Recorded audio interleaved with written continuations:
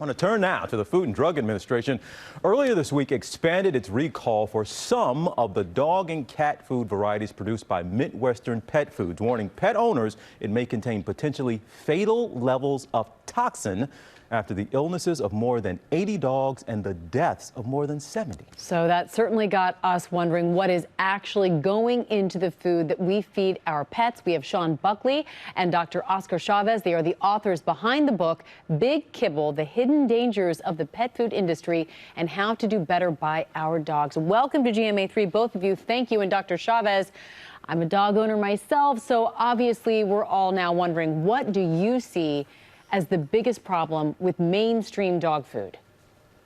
Yeah, Amy, thanks for having us.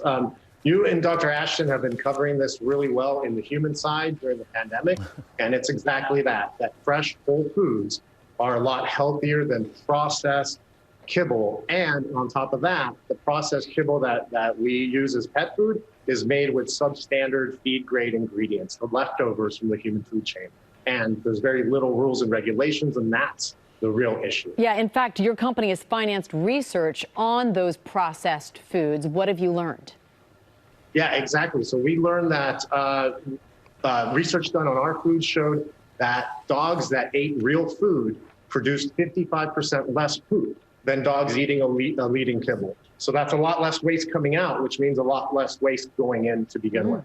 All right. Well, Shawn, we have a statement here from the FDA telling us that the Federal Food, Drug, and Cosmetic Act requires that all foods, including pet food, be safe to eat, produced under sanitary conditions, and be labeled in a truthful and non-misleading manner. So is something like this, are we going to see more of it? Is this just a one-off that we're seeing, or are the conditions right, do you think, in this industry for this to be happening more often?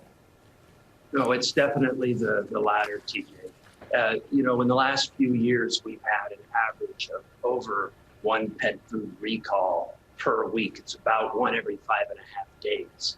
And if we had that kind of recall on human food, our whole world would be turned, upside down. And take a look at the size of the pet food business compared to the size of the human food business.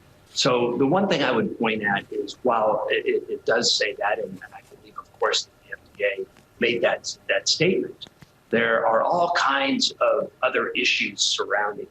Well, we do want to let our viewers know what we are hearing back. We did reach out to the Association of American Feed Control Officials. We did not hear back from them, but we did hear back from the Pet Food Institute, saying the fact is that pet food is strictly regulated and pet owners can be assured that no matter their shopping choice, U.S. pet food makers are taking important steps to produce safe food.